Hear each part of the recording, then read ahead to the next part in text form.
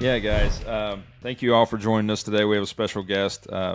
This gentleman today, his name is Ricardo Mendiola, and he and I actually have quite the journey. We go way back. I think to when he first started his credit company that he has, and this goes back to, I want to say, he can correct me if I'm wrong. We already know my math.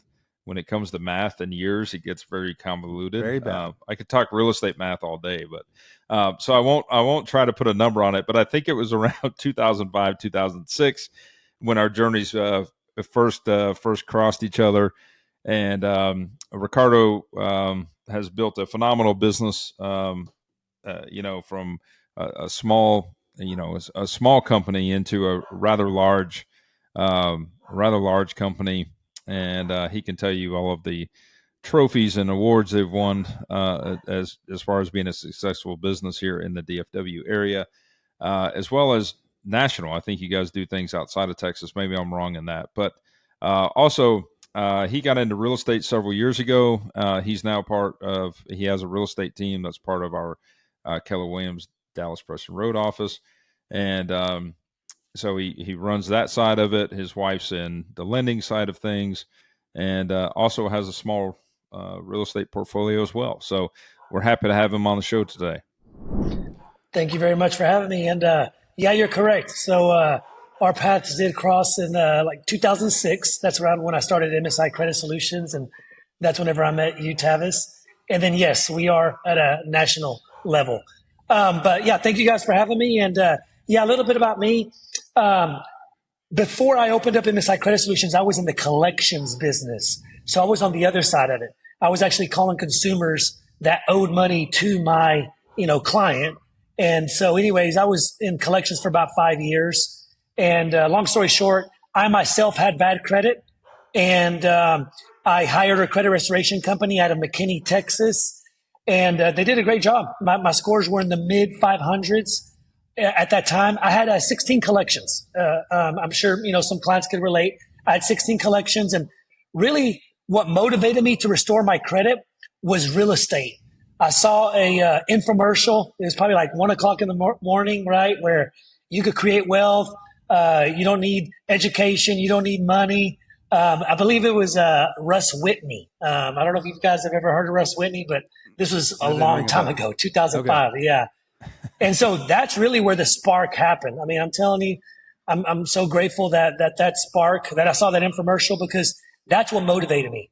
That even though he mentioned that I didn't need any money, I knew that, money, credit would make my journey a little bit easier. So that's what encouraged me to fix my credit. And that's whenever I hired a company based out of McKinney, Texas. I was in the mid 500s because I had 16 collections. And I enrolled in their program early 2005. And 6 months later, right around 6 months later, they removed 12 of the 16 negative items that appeared on my credit report. My scores jumped up to the mid 600s. And right after that happened, I was able to purchase my first house because I wanted to invest in real estate, but it seemed like every door kept closing. Every door kept closing. So I figured that the best and easiest thing for me to do would be to buy my first house. That would be the easiest way to get into real estate. So yeah, I was able to buy my first house in 2005, right around September. And shortly after that, I went to go work. After I bought my first house, I went to go work for that credit repair company. And I was there for 1 year, and I had an opportunity to open up my own, which is now MSI Credit Solutions, in 2006. And that's whenever I met Tavis. And at first, I mean, we were working at one little small office, about, 3 employees. And now we've grown it. It will be 18 years this December. And now we've grown it to about 60 employees. Wow. So yeah. And we're nationwide. We sign up about 500 clients every single month. That's our average. Our peak season is first quarter. So peak season, we're signing up about 700 clients a month, but non-peak season, we're signing up about 500 clients a month. And our ideal client is basically anybody that has derogatory items on their credit report. Hmm. Because what MSI does, what my credit repair company does, is we audit those negative items. We audit those derogatory items that appear on a consumer's credit report. And we're not disputing whether those items are our clients. We're disputing if they're reporting accurately. Hmm. So there's a lot of laws that say how a collection, a late payment, a bankruptcy, a judgment, a tax lien is supposed to be reporting on our credit reports. And a lot of consumers don't know about those laws. So that's what we're doing. We're leveraging those laws, consumer laws, on our client's behalf to make sure that the negative items that are reporting on their credit reports are reporting 100% accurate. Yeah. And kind of like that credit repair company that helped me out, they found 12 inaccuracies. So out of the 16 negative items that I had, they found 12 inaccuracies. So 12 negative items got deleted, and that caused my scores to go from the mid 500s to the mid 600s. So us, same exact thing. We average about a 50% deletion percentage. So typically when a client comes our way, it doesn't matter what they have. Late payments, collections, repos, foreclosures, judgments, tax liens, bankruptcies. It doesn't matter what they have. We typically find inaccuracies, around 50% inaccuracies, and those 50% typically get deleted. So with the combination of us removing right around 50% of the negative items, and them, the clients, right? They do have a job duty. They do have an obligation, which is making sure that they're not getting new derogatories. That's somebody that's still getting derogatory items on their credit report is not an ideal client for credit repair. But if they're paying everything on time right now as we speak, then they're a perfect candidate for us. Because like I said, we typically find that 50% of the negative items that they have on their credit report are reporting inaccurately. So those get removed. With the combination of us removing 50% and them paying all their active bills on time, with that combination, their scores increase. Yeah. So Ricardo, I want to pause you there real quick. So I think it's important because I think credit repair gets a negative, a negative rep right out there sometimes when people hear it, because they think about it and say, yes, what you're doing, is obviously completely legal. You're going in there and you're contesting inaccuracies on the credit report. When those negative items get removed, essentially your credit score increases, right? Exactly. And I'm glad you just said what you said, because sometimes habits of people don't change. And those people that use that as their crutch, or you've seen people before, claim bankruptcy, and all of a sudden their scores go way up, and then they've got to claim bankruptcy again in 3 or 4 years because they don't change their habits, right? So I like that you actually started this with saying that you originally had negative things on your credit, and you became a believer, and obviously you had a story prior to this, right? And I know you're pretty young, and you were young back then, so I'm sure it was just just like myself, or maybe an Ashton, not having a big guidance plan in front of you when you're young and you're starting out. You start making money, and people start throwing credit at you, and you don't necessarily understand how credit works, and you get into trouble really quickly. And obviously now you have other stories, right? You have medical situations that happen to people, somebody passes away, divorce, a lot of different family things that happen as an impact for somebody. That obviously your credit, I've never been a big fan of like how the credit companies work, right? Because you could be sitting on $1 million in cash and have a 500 credit score, and somebody's going to give you some kind of judgment on who you are or how you manage your money based on what your credit score says. But you could be a genius when it comes to managing your money, right? So I'll let you talk on that a little bit, just backing up, because I want the audience to kind of hear some of that, maybe some of your own personal experience of what you learned going through that, and some of the mindset transition that you had. And then just kind of understanding the importance of getting your credit score up, and how you changed your mindset. Because I will say this, going back, and around the time that I met you, shortly after the real estate crash happened, and I had a really good credit score. Tabitha and I both had really good credit, prior to 2007, 2008. 2008, we woke up and we were like, holy crap, we don't have the income anymore to keep paying this. So we had some trouble, and the thing that we found during our crisis, if you will, is good credit got us more credit in a situation when we shouldn't have borrowed more money. We should have just Yeah. dealt with the issues that we had then, because we weren't making any more money to pay it back. And we dug a deeper hole, right, in that point in time. And so it completely was a really good learning lesson for us to go through. But I wanted to hear a little bit of that, from a mindset thing, what your thoughts are. Yes, I agree with you 100%. Me personally, my credit was damaged because I was just irresponsible, just being young and dumb. And I know that a lot of people could relate because, well, the clients that we enroll, you're absolutely correct. Divorce, you have where they lost their job, you have medical, issues. You have some people like me, right, just young and dumb. But it wasn't until I found a motivation where everything changed. The motivation caused me to change my bad habits.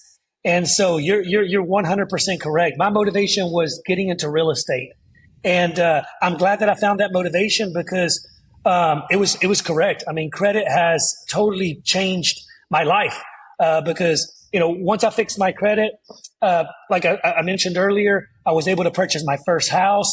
And my strategy for real estate was while I was a bachelor, because now it's a little bit more difficult, is I bought my first house. Um, and then once I bought my first house, I stayed in it for 2 years and not for any reason. And then I bought my second house and moved into it. And I'm sure you guys have probably spoken about it, but the reason why I did that is if you move into your, home, it's considered your primary in the eyes of the bank. And now you could get away with, putting down as little money as possible versus outright buying an investment property and having to pay, 20% down, 15% down. At that stage of my life, right, I didn't have that 20%, 15% down. So I was trying to find the easiest way, to get into real estate. And that was a strategy that I took. And I executed that method with 4 total homes. Right now I have 9 homes. But yeah, just back to backtracking. Yes. I mean, I think that's where it starts is you have to change your habits. That's where it all starts, because if you don't change your habits and you end up restoring your credit, you're more than likely going to be right back where you started eventually. And so motivation will definitely help you change your habits. Yes. So what you're saying is, this was a tool to start you on the right track, right? Yes. And once you went through this system and went through this program, and you increased some scores, you got rid of some derogatory, and then with the correct mindset, you're able to start making moves in the right direction to slowly rebuild and then gain momentum that way, right? Exactly. Yep. And I mean, it just snowballed. I mean, once I saw what credit did for me for the first time, which is be able to buy a house, man, I became anal about my credit, right? Making sure that having credit monitoring, making sure that nothing, no negative items were into my credit report, making sure that all my bills were being paid on time. I mean, literally to this day, I log in every day to all my accounts, right? I log into to my credit cards on a daily basis. I log into my mortgage statements to make sure that I got paid, make sure everything's in line, because once you know how credit works and what it could do for you, how you could leverage it. I mean, it just is just more motivation, and then also vice versa. Once you see how credit works and what one little single derogatory item could do to your credit, that's what makes you anal about, making sure that your credit is in tip top shape. I mean, one late payment, I don't care if it's a mistake. You can't tell the bureaus, I made a mistake. Look at my credit report. I've never paid anything late. I have no negative items. This was a mistake. Can you please remove this? No. And one new late payment could cause your scores to drop 50. I've seen it personally, 50 to 100 plus points from one new negative item. I mean, I had a client the other day. That's what happened. He called me. I fixed their credit a while back. I mean, we're talking about 5, 6 years ago. They've been doing great. They've maintained their great credit that they have. But the wife forgot to make a payment on the vehicle. Just accident, just freak accident. Scores dropped 75 points. And he was Wow. calling me. What can I do? And I told him, first step, do this, right? It's called a goodwill removal, right? Call them up and just beg them. Be nice, right? Just be super nice. If they say no, then you're down basically to two choices. One is wait for it to fall off on its own, which that's a silly option. I mean, it dropped his points like 75 points, so we know that's not going to be an option for him. And two is dispute it.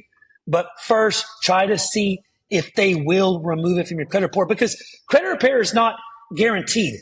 I think that's where credit repair gets a bad name at times, is it's not guaranteed. And some people, some of our clients come in thinking that it is guaranteed. It's going to get removed. No, it's not guaranteed that we're going to find an inaccuracy of how it's reporting on their credit report. If we can't find an inaccuracy, guess what? It's considered accurate, and it has every right to be reporting on the credit report, and it's going to stay on there. So Yeah. my client hasn't called me back. So hopefully, he was able to get it removed by calling the creditor. Yeah. Well, we've personally used you in the past, and I can attest to MSI Credit Solutions being legit and working with us. We had some things that we had an old collection that was actually a judgment, and agreed a judgment back in the day, and fully paid it off, and we had everything to document it, and rather than them show it paid, there was one or two of the bureaus, I think one in particular, that left it on there, and Yep. we had all the documentation, but trying to get them to remove it Yes. was a pain. And you guys helped, and we got it done because they were in the wrong, and the other Yes. two bureaus had removed it, but one of them didn't, and it definitely hurt our scores. And it was one of those things where we did everything we were supposed to do, and it was inaccurate there. And we had another issue with like a car late, same thing that you were talking about before, but I think they just inaccurately reported it, that showing Hmm. it was late, and we went back and found the documentation that we paid twice that month. So we were Hmm. like, we paid you twice in that same month. Like, Yeah. how can this be late, right? But we had to dispute it. We had to show the documentation. You guys helped us with that. So, I mean, that's one thing about your business, is you guys have this phenomenal back end side of your business that, because I've heard arguments before. Well, this is something you could do on your own. And it is true. You can do that, so why would you spend the money on MSI, to do this for you? But you guys are trained professionals. This is what you guys do every day. You guys are used to the amount of, paperwork and the consistency and the things that you have to do, to challenge these things, right? I Exactly. know Ashton was going to say something, so I'll let you jump in. Well, first of all, sorry, but there's something in my backyard. My dogs are freaking out, so I had to, Oh, had to get yours up and too? It go. was the same thing happening to me a I don't few know minutes what ago. they've never barked this much, but I'm sorry, Ricardo. You, Oh, you you're weren't good. saying something offensive. I had to get up and go get them figured out. So sorry about that. But Oh, one you're thing good. could you explain just kind of the basics of the credit reporting and the bureaus? And I know what it's used for, but it's kind of a mystery to me. I mean, the top is somewhere in the 800s and bottom's, pretty low. And I mean, I Yeah. know people float in and out, and the higher your credit is, the more you get, better rates whenever you buy a car or you buy a house. And so what are just kind of the basic mechanics of that? My son's about to turn 18 here in a couple weeks. Is that when you turn 18, is that the first time you have a technical credit score, or like, how does that journey work for people? Yeah. Okay. So first of all, yeah, you're absolutely correct. It's a mystery for a lot of us. I mean, it's amazing. Whenever we hire sales agents, it's amazing their background, right? We've hired loan officers, we've hired real estate agents, we've hired former finance managers in the auto industry. And when they get into our training, it's amazing how nobody really knows how credit works, right? It doesn't matter what the background is, and we all know why, right? I mean, they don't teach us this. They don't teach us this in grade school. They don't teach us this in high school. They don't teach us this in college. So we have to learn this, for ourselves. But just a basic rundown. So the credit scores were basically invented for creditors. right? They were put in place for creditors. It's a method to be able to calculate what a consumer's risk factor is. How likely is that consumer to pay back a loan or not? So the number is in between 300 to 850. That's where the number's at. Two of the bureaus are 300 to 850. One of the bureaus is like 350 to 800. So I always tell clients 300, it should be 300 to 850. So anyways, that's the range. And of course, the higher, the better. The higher that your credit score, the less likely you are to default. And a basic rundown of how your credit works, if you want to maximize your scores, for example, you said your son. So you're not guaranteed a credit score just because you turn a certain age, right? So your son's not guaranteed a credit score because he turned 18. Kind of like what Tavis was talking about earlier. You could be a millionaire, but if you're not managing your credit, you're not going to have a credit score. So the way to maximize your credit score is 35% of our score comes from payment history. So if you want to maximize in this area, do you have something open that you're managing? That could be a credit card, a vehicle, a personal loan, a student loan, right? Are you establishing positive payment history? So for example, in this situation, your son, he might not have anything. So, if you ask me, what should he do? I would open up a secured credit card, because right now, if he tries to open up a credit card on his own, he might get denied. Why? Because he has no credit. Okay. So a secured credit card is an option for him. Or B, if you have a credit card as his parent, here's a little tip. You could add him to your credit cards as an authorized user. So I would only add him to the credit cards where you have perfect payment history. You've never paid late. You've had for a long period of time, and you keep the balance low. Okay. If you have any of those credit cards, then I would call your credit card company immediately and add him as an authorized user. By doing that, now when you look at his credit here about 30 days later, those credit cards that you have on your credit report that you added them on, they should be now on his credit report. Okay. It's not guaranteed. The bureaus have kind of started steering away from that, but they still do it at times. So as many credit cards as you have that fits that criteria, I would add him on, and you'll see when you look at his credit report here in about 30 days plus, you'll see that some of those credit cards will be on his credit report, and now he'll have a credit score. But what I was saying earlier is still let him not rely on your credit as an authorized user. That's just extra credit. He needs to go open up his own positive payment history. And how does he do that? A secured credit card would be the first a step. And now, before I move on to that could be what, $300, right? I mean, it doesn't have to be a lot, right? Yes, because they'll ask you. The secured credit card will ask you, what do you want your credit limit to be? Typically, the lowest they'll allow is about $200, and you could go as high as you want. So the way a secured credit card works is whatever deposit you give them, that's your limit.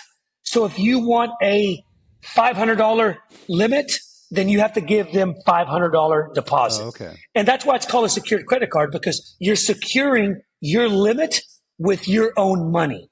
Okay. So he could start off with a $200 credit card. And with him paying that secured credit card on a monthly basis on time, when he uses it, you adding him on as an authorized user here, soon he'll have a high credit score, and then he could close that secured credit card now and now open up unsecured credit cards. So that secured credit card is just going to be a tool to get started. Yep. But, so A, do you have positive payment history? Do you have something open reporting? If you check that box, okay, great. We go to the second area. Do you have any negative payment history marks reporting to your credit report? Do you have any of the marks that I mentioned earlier? Collections, whether they're paid or not, late payments, okay, repos, foreclosures, judgments, tax liens, and bankruptcies. If you do, I don't care what your credit score is.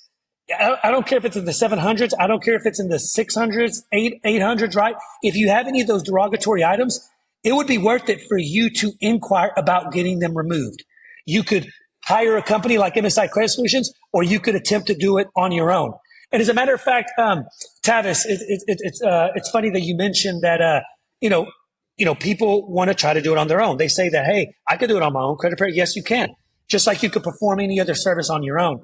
So we're actually going to launch a new product. We're basically very close to launching it, and we're launching a do-it-yourself product.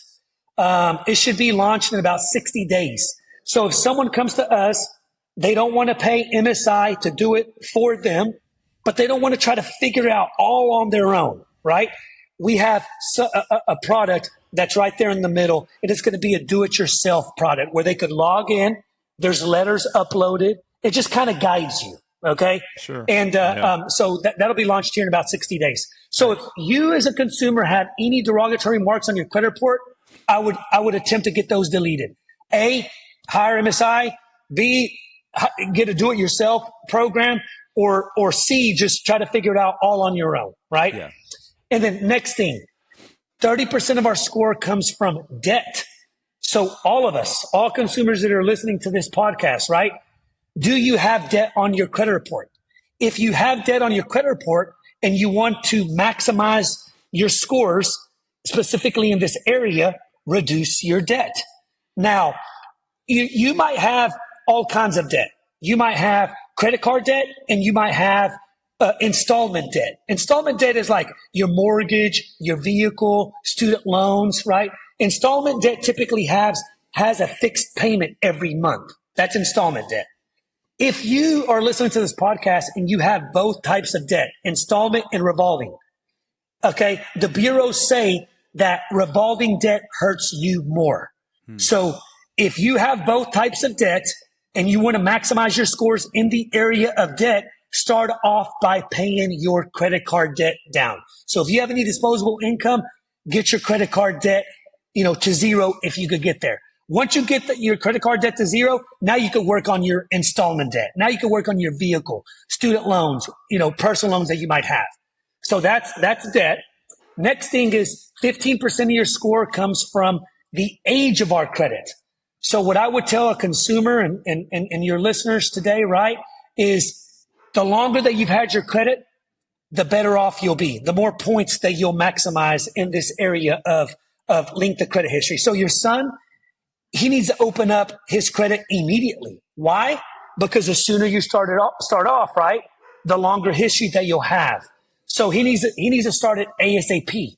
And for anybody that's not, new to credit, 18 years old like your son, I would tell them, don't close your credit cards. I don't care if you don't use them, right? Don't close them.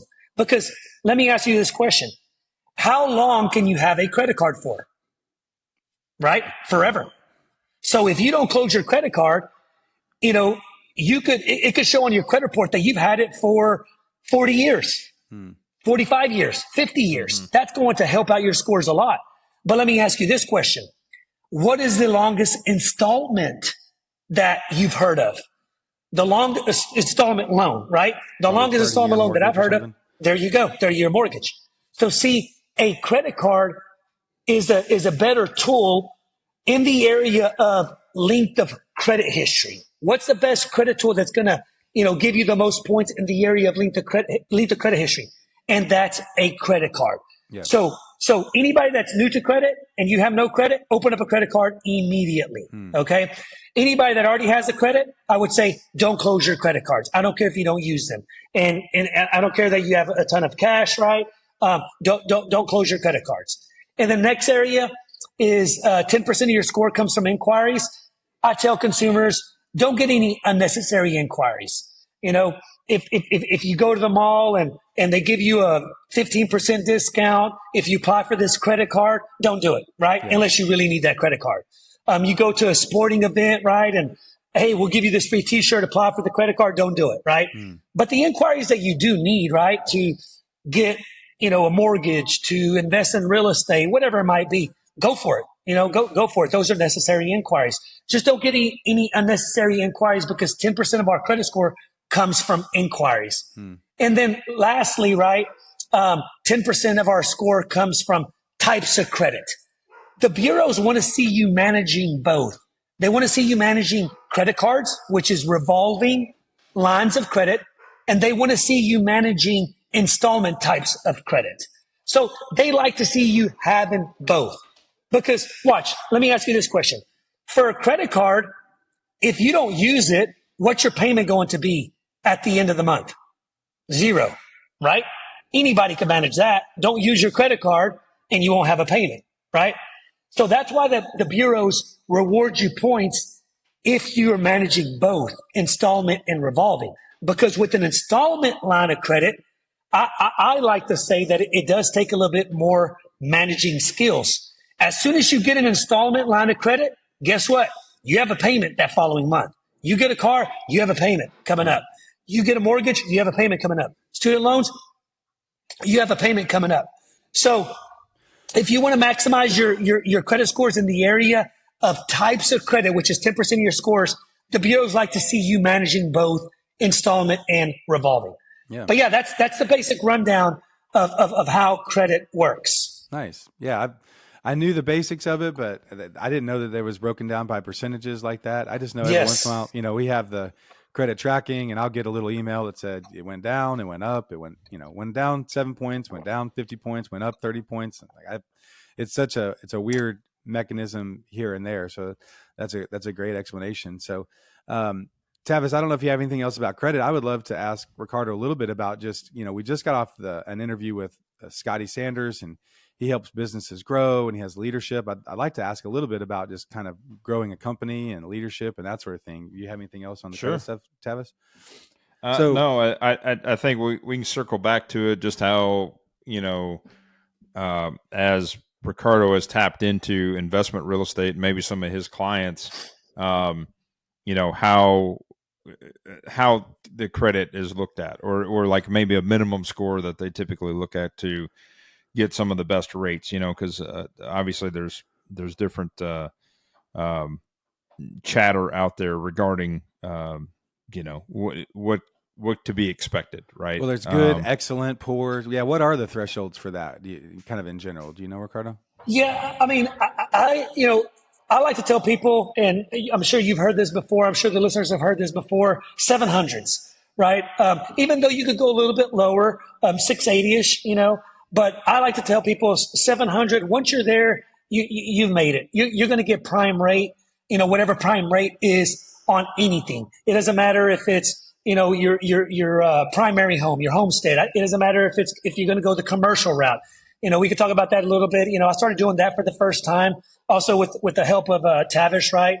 I was, able to, buy my investment properties now, through my LLC and through a commercial loan. And same thing, same thing applies, right? Once you get to that 700 threshold, you're good in that area as well, because they still look at your credit, right? You're the personal guarantor whenever you try to, get a commercial loan. So yeah, 700 is what I like to tell people is that, that safety mark where you're going to end up getting prime rates on pretty much anything that you finance: vehicle, auto, it doesn't matter, credit cards, personal loans, student loans. Yep. Yeah. So nice. anything 700 and above. And I will say this, just knowing in years in this, and your wife's in mortgage as well. And Tabitha started her journey in, the secondary residential mortgage market, but there's 3 bureaus, and when you're looking at any kind of mortgage, for instance, is going to look at your middle FICO score, right? Or your middle score. And I say FICO because FICO is typically related to what is FICO related to? Like you hear Beacon score and you hear FICO. Is that a specific bureau that you're hearing that to, or? It's just they're all just different models, different models. Like all the different models that you hear, they put more weight on certain things. Like one model might put more weight on derogatory items. That's all it is. But when you look at them, if you did a side-by-side comparison, they're all pretty close. They're all very, very, very, very close. If you get a credit monitoring service and you have FICO, right? Then if you get another credit monitoring service and it pulls it through Beacon, you're going to see that they're going to be very close. They're all around 300 to 850 credit score. And the credit score in general, they're not going to fluctuate that much. Got it. But you do like so with I know when mortgages look at it, right? It's the middle of the three, right? You have three bureaus that report, and it's the middle score that is going to be the one that is looked at, correct? Exactly. You're 100% correct. If you try to get, because everybody's different, right? I've seen car dealerships where they pull one bureau. So they just go off of one bureau. That's it. You just never know. If anybody is wanted to get a line of credit from whoever it might be, credit card, auto, mortgage, just ask the lender, what credit bureau are you going to go off of? And they will tell you. But yes, on mortgages, they typically always go off of the middle score. And some people still get confused when I tell them that. So here's a little rundown. They pull your credit score. TransUnion says you're a 650. Equifax says you're a 640. Experience says you're a 630. They're going to go off your middle score 640. Okay. And now, a lot of people don't know this. If there's two of you, if there's a joint, husband and wife, let's say, what's going to happen is they're going to go off of the middle score of the lowest person. So let's say the wife has 700, 700, 700. Her middle score is 700. But the husband has 620, 630, 610, right? His middle score is 620. They're going to go off of the 620 to dictate, to determine what their terms are going to be. Yes. If it's joint credit. Or you have mortgage where they'll say, okay, we'll try to qualify off of the wife, but therefore we need this income, and they'll try to run it that way sometimes. So yeah, okay, awesome, man. Well, that's all great information. And Ricardo, you and I've had a lot of these talks over the years, but it's always great to hear all the ins and outs and the details there. So Ashton, sorry, we still stayed on credit, no, so let's fine, talk. You wanted to talk about the business. I mean, you said just, you've gone from basically working for a place to starting your own place with a few people, and now you guys are growing. So, I want to ask how I know we don't have a ton more time, but it's just how you even got into, I know you wanted to get into real estate, but I think you have something up in Colorado and you've got 9 houses. And so, your journey into that, but just from growing a business standpoint, what, over the last few years, 18 years of growth, has it been pretty steady? What has surprised you? What skills do you feel like you really had to work to gain? Because obviously, you're hiring people, you're firing people, you're having to grow offices, and you're thinking about a lot of things that weren't even on the plate 18 years ago. So what are the things these days that kind of keep you up at night? You're like, man, I got to up my game here because I had no idea this was a part of running a 30-person company or 60-person company, whatever. Yeah, no, it's definitely been a journey. And I would say, I mean, the biggest thing for me is who you hire. Well, it all starts off with first is what got me going at first is whenever I got into credit repair, I had never been 1099, self-employed. I had always worked W-2. So whenever I first made that jump, I was frightened. I was scared.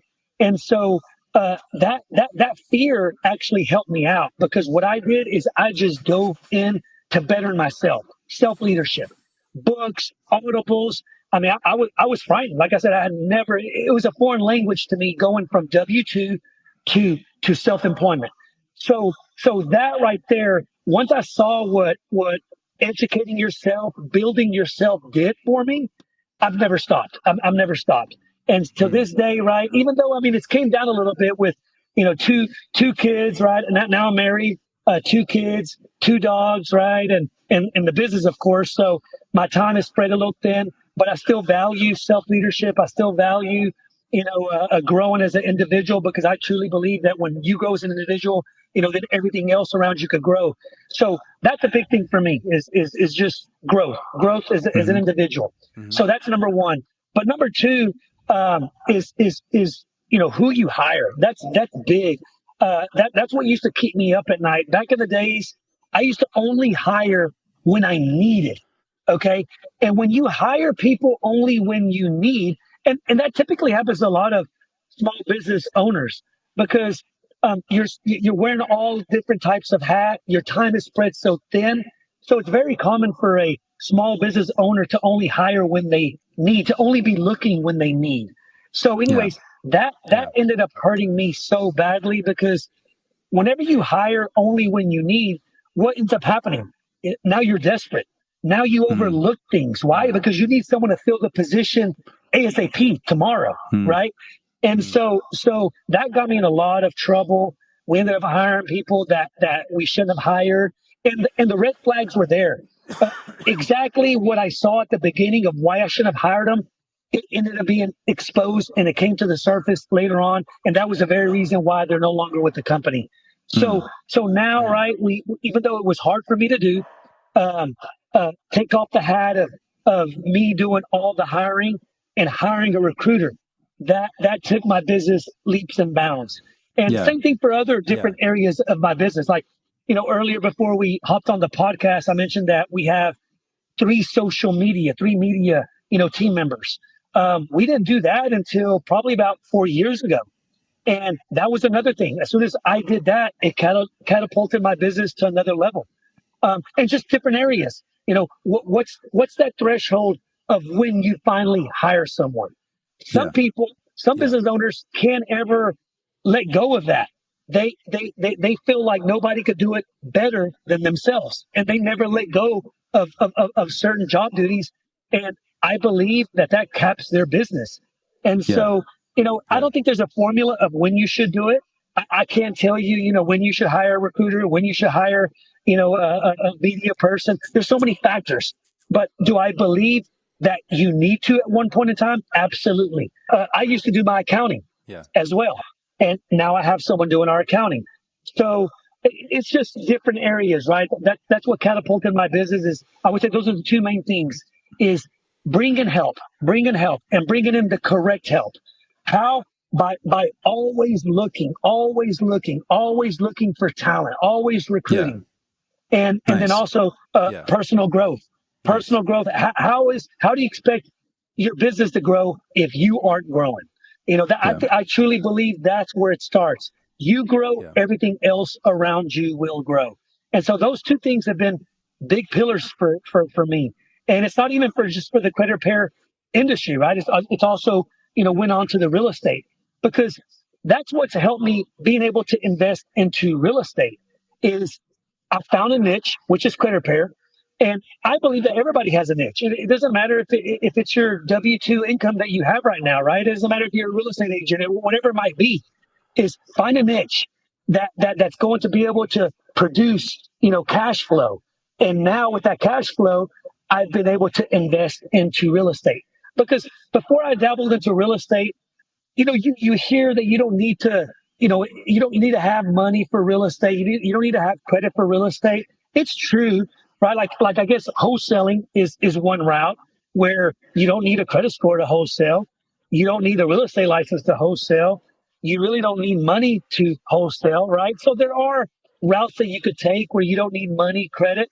But every time I tried to, dabble into real estate, the door always got shut because of those two factors, money and credit score. So I personally found it easier to be able to get into real estate, with credit score, and then also with money, right? And the cash flow that I have to be able to invest into real estate comes from my niche, which is the credit repair company.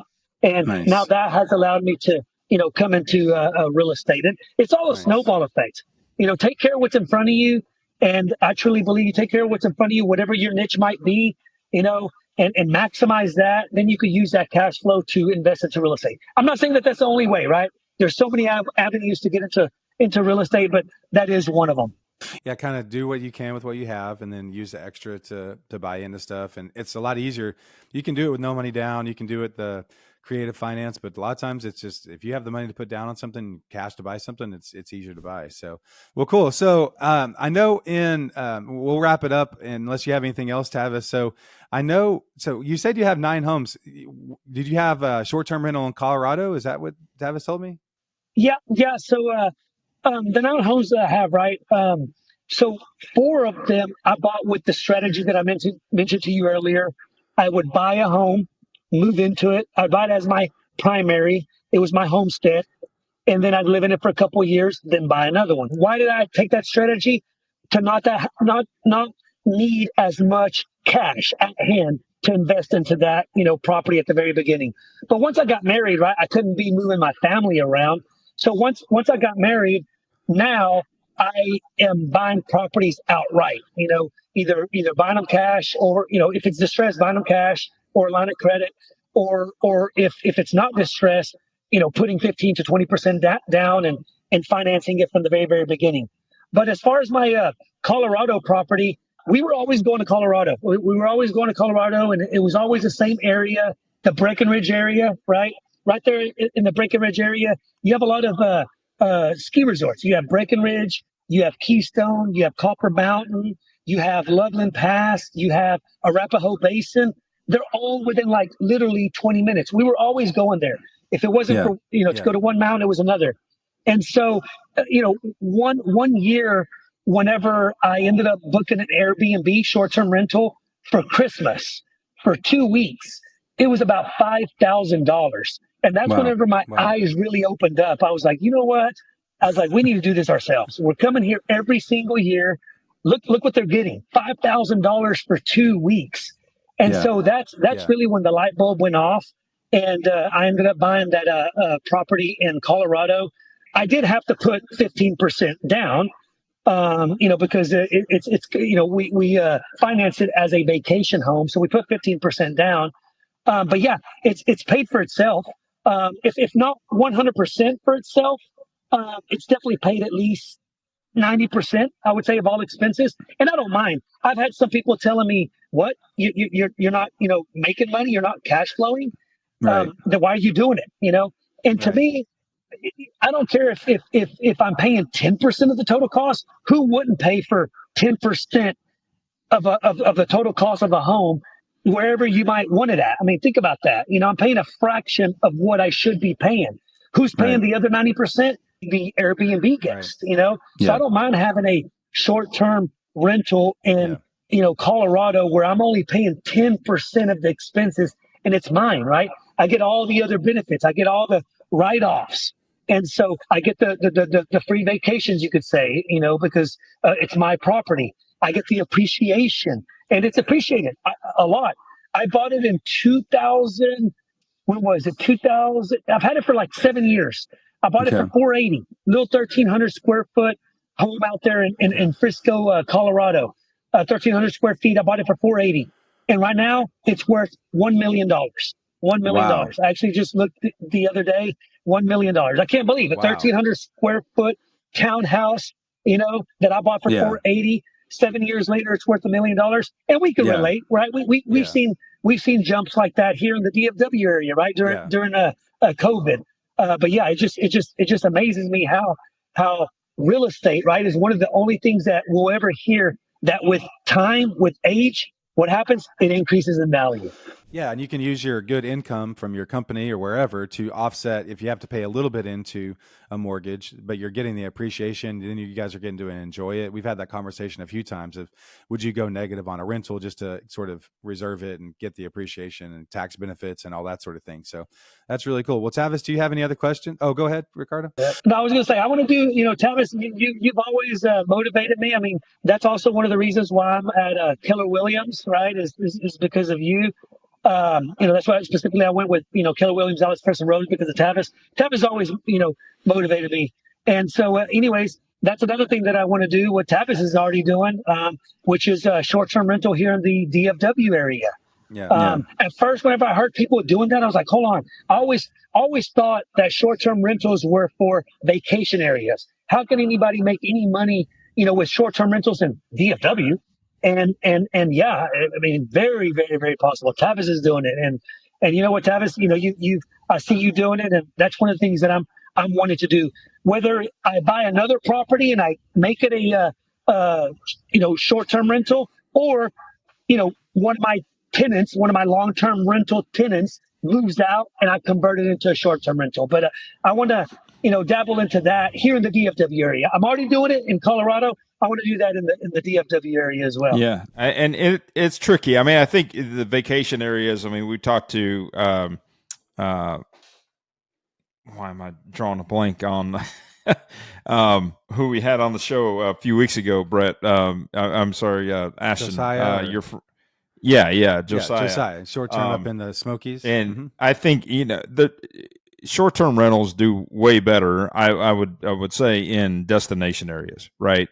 Such as what you've had. And I mean, I kudos to you for doing it. And you did it before they were super popular too. I mean, you did it at a time, prior to COVID and everything else. And so, I mean, you've obviously reaped the benefits for you and your family, but what better way to buy a second home and be able to make income on it when you're not using it?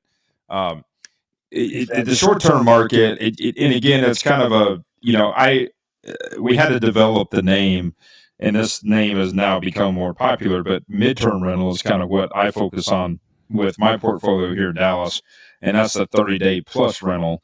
So it technically doesn't qualify in that short term rental concept that everybody and every city is getting heavy controversy on right now.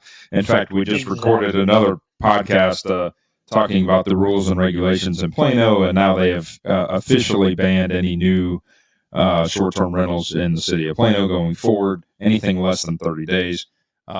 So, it's important to kind of understand what they are. But yes, I mean, long-term rentals now are making it very difficult for the numbers to make sense to cash flow. With interest rates where they are, anything new that you're originating, along with taxes and insurance increasing. Insurance is killing us. Every single one of my policies has doubled. So it is tricky, and I think it's good to have diversity. And you hear, phenomenal stories like Josiah's where they had, they were making about $50,000 a year in cash flow on a portfolio. I think they said, was it about 30 homes? 20, I want to say 25 in Fort Worth. Yeah. 25 in Fort Worth, about, and they were doing about 50,000 a year cash flow on that, but they had this crazy amount of equity, right? So from a return on equity, their numbers weren't doing much at all, but they ended up 1031 and exchanging early on, a couple years back, right at the right time, and bought into, the Smoky Mountain area, right, in Tennessee, Pigeon Forge and things like that. And they were able to turn their portfolio from 50,000 a year in cash flow, 1031 exchange it, and were able to increase that number to 600,000 in cash flow off of this same amount of money that they had in equity. And they've had a lot of equity increase. So yeah. Yeah. And then they've had equity increase after that point, right? They've had that appreciation. So mind-boggling stuff, right? If you haven't listened to that episode, Ashton can Josiah Smith, highlight. I'll send it to you. Yeah. Which episode is that? I don't remember the number. I'll have to look at it, but it's Josiah Smeltzer. I think it was so if you mid-30s. I'll send you a link to it. Yeah. Yeah, but that's a good one. But anyways, I mean, it's amazing to see. I mean, you and I touch base, here and there when, we're talking either credit or rentals or, investment stuff or boat stuff, so it's great to catch up. I mean, kudos to you on the 9 rentals now. That's great. And I'm staring at your beautiful home behind you. I'm waiting to see the finalized pictures. I know you just got moved in, and it's been a long time coming. And one of your builders, we've talked many times as well, just rubbing elbows there at the lake. Greg over there, I know he has been involved in your project. I think his partner's been more involved in your home. But Ashton, you can kind of see a peek through the video here to see Ricardo's home. But man, that's a really phenomenal home. I know this has been a dream of yours, and that's great. What a cool spot, man. So I'm waiting to see some pictures. I'll create a video and make one. But yeah, man, I got blessed with this because as we all know, right, construction loans you close ahead of time. So I closed on this construction loan 3 years ago. So I got blessed that I was still able to get a 2.875 on this, jumbo, construction loan. Wow. Because I mean, if I would have tried to get this now, my payment probably would have doubled. Well, and the good news is too, you did this with you did it like cost plus style, right? So the builder wasn't carrying this. Otherwise, I think they would have figured out a way to kick you out. Yeah, exactly. Yeah, that's crazy. But I mean, that's Ricardo. Amazing. That's amazing. That's awesome. I'd love to see a video of it. Well, thanks so much for coming on. You've covered a lot of stuff, and really, really got into the credit stuff. That's the world I had no idea about. So I love everything you touched on there. What's the best way for people to get in touch with you guys? We can link your website. You said you have some social media, so you guys have some Instagram, Facebook stuff that you send people to as well? Yes. So our website is msicredit.com. And then all of our social media, on all the social media platforms, it's MSI Credit Solutions. So you can find us on Instagram, TikTok, LinkedIn, all the major social media platforms. Nice. Well, thanks so much, Ricardo. If you've got something out of this podcast, you can send it to a friend. Please like, subscribe, so you never miss another episode like this. We've got a lot of interviews that we've done, some really great, not only investors, but just thought leaders, business people, consultants that have been from several different industries. And so go back and listen to a few of those episodes. We'll link all of Ricardo's stuff for him. And until next time, have a great day.